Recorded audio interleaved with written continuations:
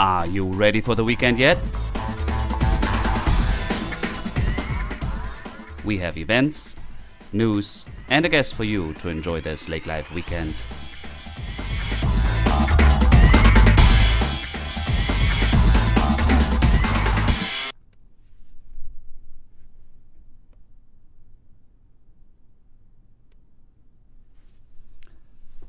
Hello and welcome to this week's episode of Lake Life Weekend Podcast. My name is Dirk, I'm your host, and we are already approaching weekend 13 of 2018. I think spring has finally sprung or already sprung, and we cannot wait for open waters.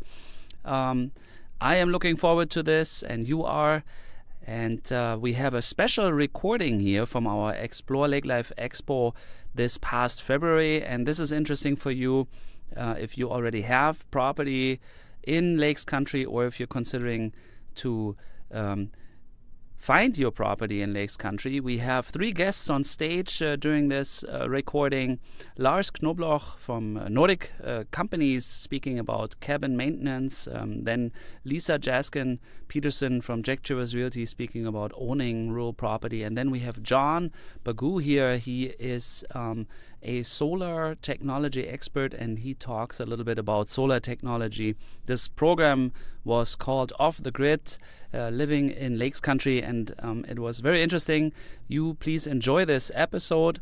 All updates on our Lake Life Weekend podcast always at lakelifeweekend.com, and also check out our event schedule, news, and hidden gems, road trips, all such things on our website, updated daily. If you have ideas for upcoming programs or any suggestions, please feel free to email us at hello@lakelifeweekend.com. We much appreciate you tuning in, and I would like to say thank you to our sponsor for this episode is At Ease Dock and Lift from Frazee. You can visit with John or Mike at their location on Highway 10, just leaving Detroit Lakes towards Perham. And after the first exit to Frazee, they have a brand new facility, and they have lots of docks and lifts waiting for you, and they consult you with all you need to enjoy your shore and your lake the most this season. Visit At Ease Dock and Lift, talk to John or Mike. Thank you very much for supporting this podcast, and thank you very much for tuning in. Now, I don't want to keep this any longer for our live on stage final podcast here. Enjoy and have a wonderful weekend ahead.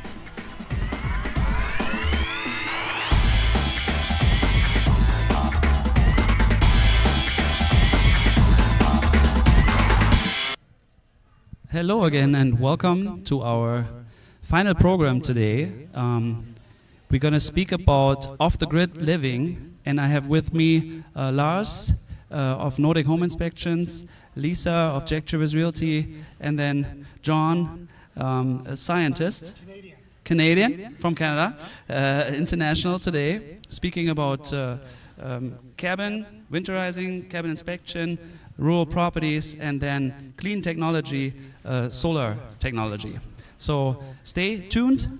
And I will just pass that on right away to Lisa, introducing to us me as a city boy, not growing up rural Minnesota, always new land, to have questions answered about how difficult is it to bring infrastructure, have a well, how is that with the septic, I hand this over to you, and you can tell us how easy it is to live off the grid or leave the city to enjoy lake life or living in Lakes Country. Hello, Lisa. Thank you for coming. Thank you, Dirk. Moving into the country is a piece of cake. You shouldn't worry about it, whether you're on a lake, whether you're just out in the woods. It just takes a little bit of planning. You know, rather than having city water and sewer, you have to drill a well and septic. That's really the biggest difference. And then to make sure that you're not too far off the grid, you know, to bring the power in. And I've been on rural properties where it's way too expensive to bring power in, so then that's where your new friend will come in. We have alternatives today with solar technology. Exactly. But most of the time you're dealing with roads that you have power to the roads, and then you just trench the power in, drill your wells, and we've got many professionals in the area that are well drillers. Get your water tested, and depending on your the quality of your water, you might have to get a system installed to maybe take out some of the rust or something, but it's nothing to fear. It really isn't. Rural living is wonderful. It's easier than one thinks. And I didn't introduce you. Tell us a little bit about yourself. You have developed, you have a building background, you're a licensed real estate agent, but you built many homes outside of city limits. So you mentioned it sounded really easy.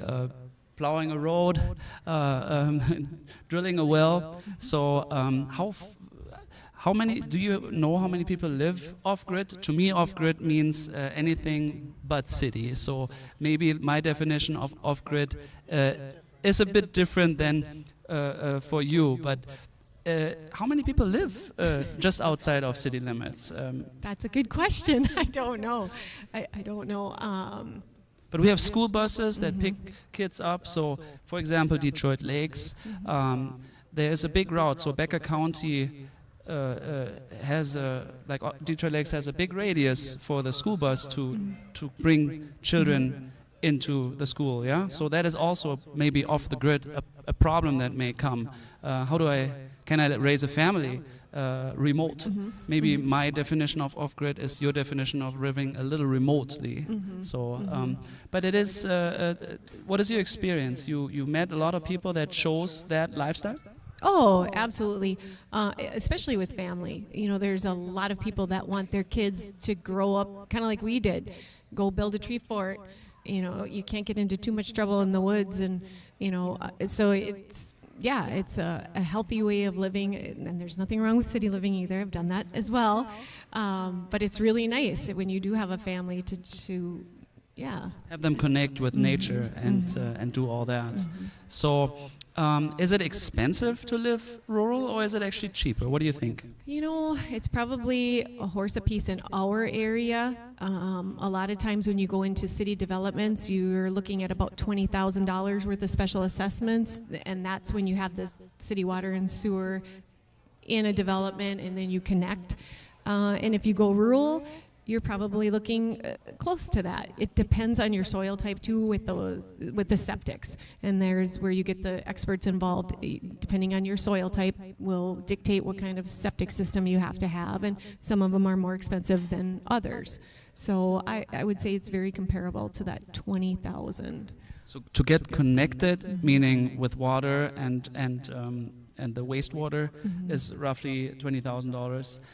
Worth of special assessments. The connection fee is different. That's usually about 20 or 2,000 to 2,500. I meant to connect a house, meaning like I build off the grid and I need to connect it with something. That's right. That's about the 20,000. Yeah, I'm the foreigner here. I apologize. But so it's 20,000, and then do you know how much it is to connect to the electric infrastructure if I choose the traditional route? Is it how? They charge you by the foot, I believe, to trench in from wherever the power is out on the road, wherever that is, and then depending on how far in, that's your bill. So it can be costly. It can be very costly if you have to go quite a distance. Yeah. Okay.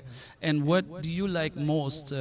Because you grew up on Ice Cracking Lake area? Many Point, up on Many Point and Round Lake, yep. Oh, okay. So you grew up rural. Rural. Very rural. Very rural, okay. So coming from that experience, what is your lake life? What do you like most about, what's your experience? What do you like most about growing up like that or living like that? I liked that we used our imagination, our creativity, and it's fun to see how that upbringing has shaped my future. My brother and I, and now we build houses together. We built tree forts together, and we were always creating things. We didn't sit around and play video games or anything like that, or go to the malls or things like that. We played and created, and it's put the passion in me then, and it's what I continue to do, and I raise my children that way. I want them to have that same experience. So lake life for you is being very active. You enjoy the active part about lake life. Absolutely, all year round, for real. Yeah, well, thank you very much. That was a good start. If one has more questions, you're available later. Maybe we just pass that on to Lars, speaking about having a structure, a dwelling, and is it working? No. It's my fault. All right, now we can hear me? Okay, so my name is Lars, and I am the owner of Nordic Companies. We do commercial and residential inspections in our area, and we go a lot out to the lakes too to look at lake cabins. And one of the things we see out there is probably lack of maintenance. I think we don't have that many months, summer months of the year, where we can be at our cabin, and when we have those nice days, we don't want to do maintenance, and we see these because there's lack of maintenance. And when it comes to the exterior of the building, anything wood, I think is not necessarily a good idea out at the lakes. And one of the reasons for that is that we have a lot of trees, and the trees are basically putting the cabin in a big shade.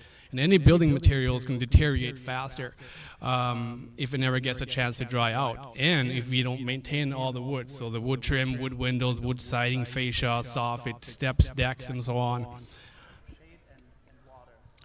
Right. Yep. So it's the same with your roof as well.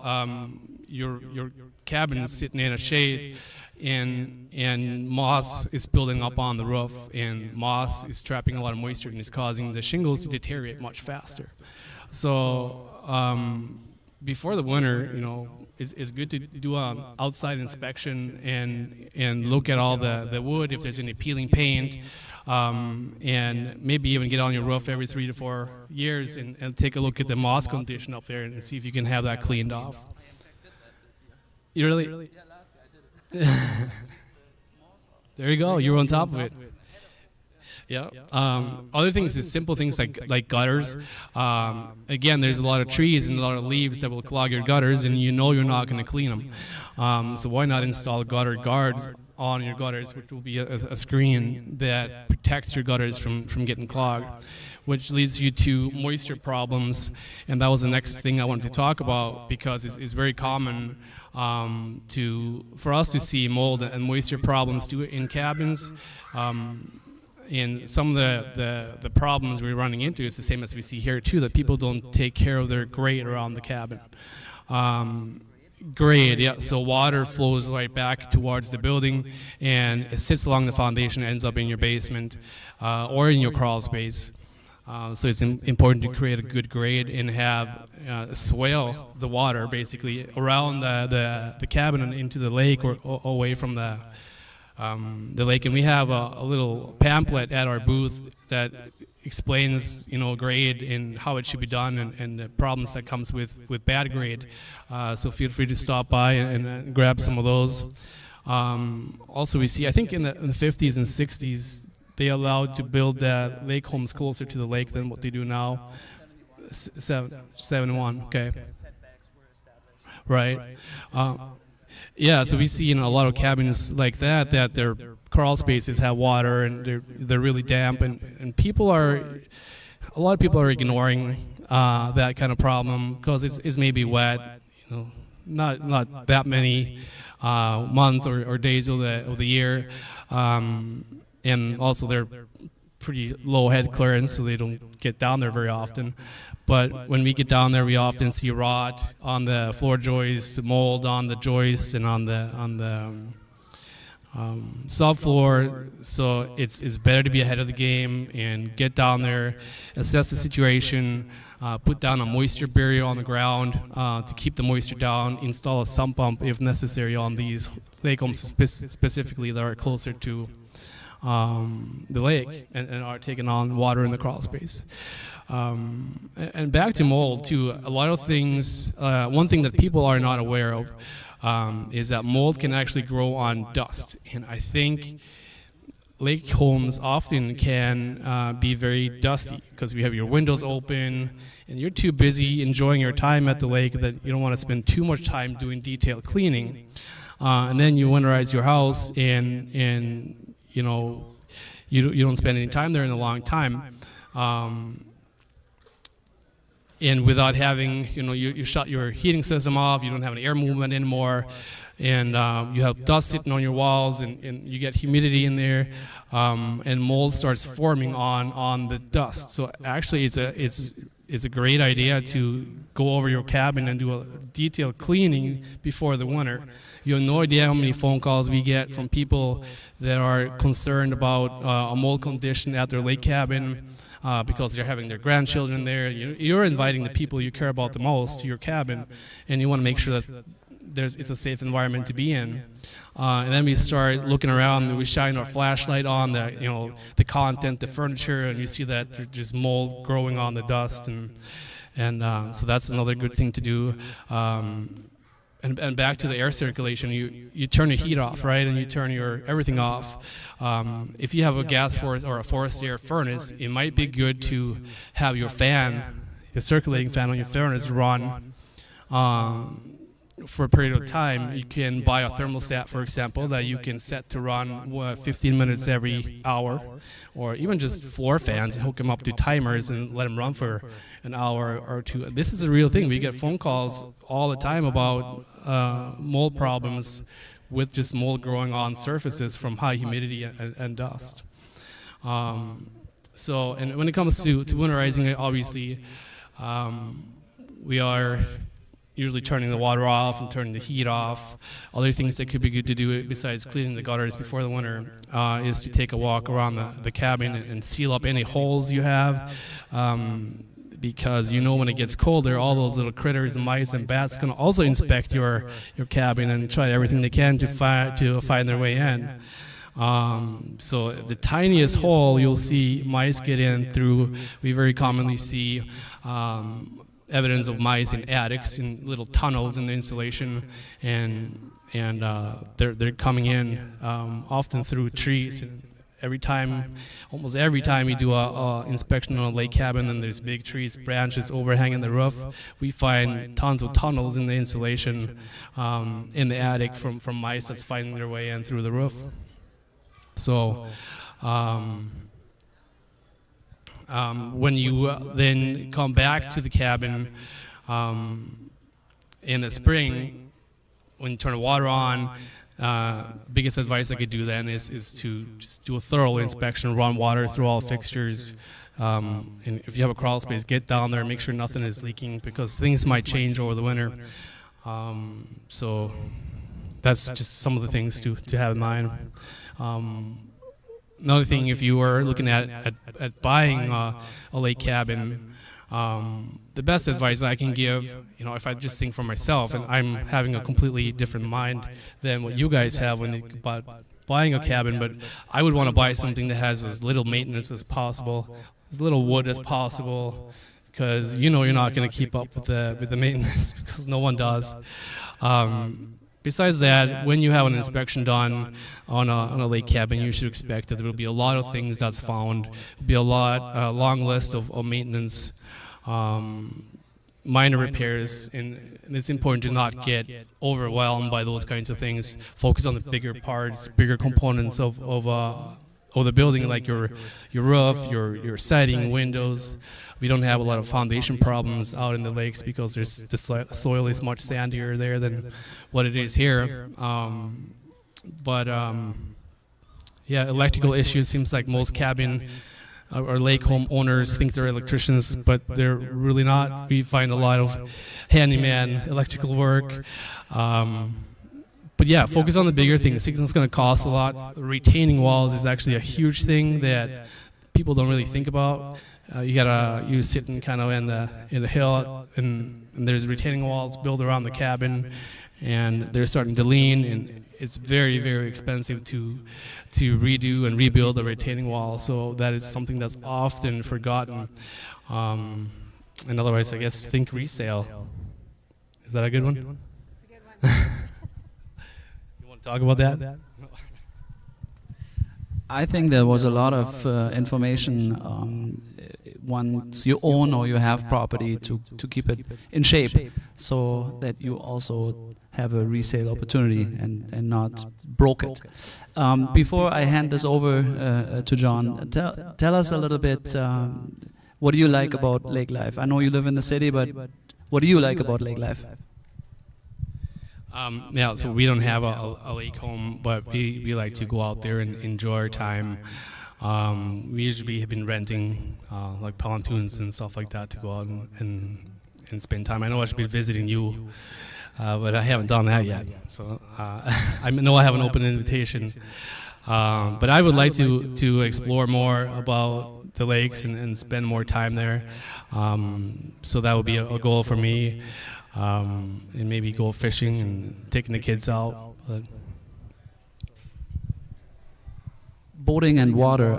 We are both European. Lars is from Norway, I'm from Germany, so boating is still something very special for us because we don't have that much access to the lakes as you do growing up with it. It's just normal to be by a lake, be on a lake. For us it isn't. So it's still very special. Yeah, thank you very much. And now I would like John introduce us real quick and explain to us technology opportunity for clean energy. Well, thank you, Dirk, for inviting me, actually. Now that I'm here, I realize what I have to say is kind of very appropriate to the audience and the topic, because if you think about lake life and the people who live in rural environments, it's about clean living. And what I'm interested is in clean technology, both with solar and wind, and clean transportation with electric vehicles. And that way, we really get back to not polluting our environment, especially the most important environment, which is our house, the air we breathe, not the air somewhere in Alaska or Antarctica. We're concerned about the air we breathe in Fargo, the air you breathe in Minnesota. That's what we want to kind of keep as clean as possible. And so just to give you some background, my house was for 4 years the largest solar producer in Fargo, which is pathetic. I'm so happy that somebody finally beat me. We got the first ever community solar gardens in North Dakota in Fargo, so they beat me. I'm also the first person to have an inductively charged electric vehicle, which means out of the 300 people in North Dakota that have an electric vehicle, I'm the laziest, so I don't have to plug in anymore. I charge through space, and I just am plain lazy, and it's so nice to be lazy. So convenient. So I really view that as the future of electric vehicles, because people have to plug in every time they drive it. They're not going to like it. If you can just drive up and charge, they're going to like it. So I'm here to say that I firmly believe spending money on clean technology is the best money you'll ever spend in your life. And I can say that because I'm pretty stupid when it came to spending money on other things that I look back on and shake my head at. So, this is the best way to spend your money. So now that I've admitted I'm lazy and stupid, I can get on with my presentation. I broke all the public speaking rules you're supposed to. But actually, just to show you how good a deal it is, when I take a look at, say, what is the best way you can spend your money? Well, if it gives you your money back when you spend it, and even greater than the value that you spend, so you don't have to spend money in the future, that's a good criteria. If you spend money that helps other people around you in your community, that's a good criteria. And the most important one is if you spend money and it helps your health, and it helps especially your children's health and the environment, that's a great criteria. So isn't it nice if you can spend money, which you can do all three things at once? And so for the first criteria, I can tell you that with solar panels in my electric vehicle, last year between February and October, so 9 months, I spent $100 total on energy for my 2,700 square foot house in Fargo and driving an electric vehicle. $100 total for doing both those things for 9 months. That's almost free driving and living with solar and electric vehicles. How much did you guys probably spend? Well, if you take a look at your electric bills for those 9 months, add up all your gas station receipts, it's probably in the thousands of dollars when you combine them. So I'm saving thousands of dollars a year. That's a great deal if I can save that money. What is interesting, because this is a rural kind of setting, I had an associate at North Dakota State University come and give a presentation on corn ethanol. And at the end, I just had to ask him, so how much money do you get per acre of corn to produce ethanol? And we did a comparison, and it turns out, let me give you this simple multiple choice question. Do you want, if you have 1,000 acres of land, do you want to grow corn for ethanol for energy, or do you want to put solar panels on the 1,000 acres? What do you think the answer is? Well, it's solar panels, and the reason is, if I have 1,000 acres of corn, I'm doing $1 million a year of business. If I have 1,000 acres of solar panels, I'm doing $30 million a year of business. He didn't like that calculation because he's into corn and ethanol, and he looked it over, and 5 days later, yeah, I'm absolutely right. So you get 30 times more money with solar panels than growing corn for ethanol. So if you have like 100 acres of land and it's not being used for much right now, and you want to make, oh, let's see, that would be $3 million a year of business, put solar panels on the land. And if you're in Minnesota, it's a lot easier to do than North Dakota. So in a sense, you can start to use your land with solar energy generation to pay for buying the place in the first place. Before we become investors, and I don't know how much money we need to do that, let's do it step by step and make a little difference to environment. And when we found a home, or we found a place, and then we found a home, my thought was, do I need to be connected to city electricity? Can I actually find an affordable alternative with just my roof line? Or how difficult or how easy is it for me as an average consumer to power myself through solar? Are we advanced enough already with the available solar panels, or is it very expensive to install it? When does it break even for me? Is it a 3-year, 5-year, 10-year usage to be cheaper to make a difference? Maybe a couple words on that. So now that I've introduced like solar is a really good deal, let's get it to a personal level. All right, so if I had a nice house in the woods, I would probably spend about $14,000 on about 7 kilowatts of solar panels. That's about 30 solar panels, and that would probably power the house quite easily. Whether I should connect to the grid or not, my advice is, if you can connect to the grid cheaply, do so, because the grid is kind of like your ultimate battery backup. When the solar panels aren't working great, that's where you get your energy from. If you can connect cheaply, like if it's not too far away to do so, do so. If it is too far away and too expensive, like you're too many feet away and it's just an enormous price to do so, by all means get batteries instead. They're a lot cheaper now than when I bought my system 5 years ago, and they're a lot better now too. That will add to the cost of your system, but it's well worth it. And I would also say, if it's a rural setting, get a small wind turbine. You can even put it on the rooftop of your house, even if it's like 500 watts or 1,000 watts. On really cloudy days in Fargo, it tends to be windy. I think Minnesota is probably the same. That will even take the place of batteries better, because now you're generating energy throughout the day with a small turbine. So I would still mostly go for solar, but have some wind component, have some battery component if you can't attach to the grid.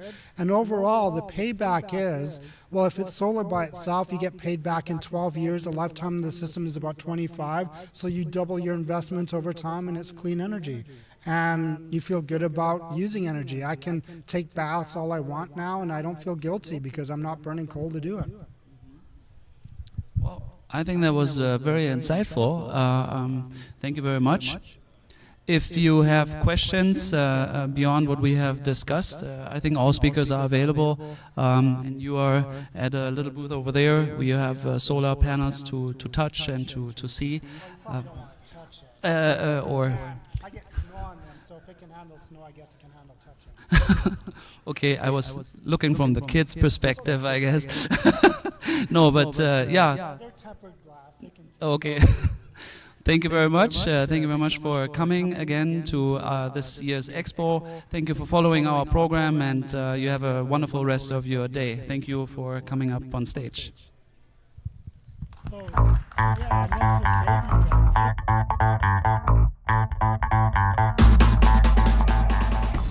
Yeah, this was already our newest episode of the Lake Life Weekend podcast. We sure hope you enjoyed it. Tune in again next week with another great guest and updates. Always check out our website, lakelifeweekend.com, and if you have some comments, please feel free to email us at hello@lakelifeweekend.com, and you have a wonderful weekend ahead.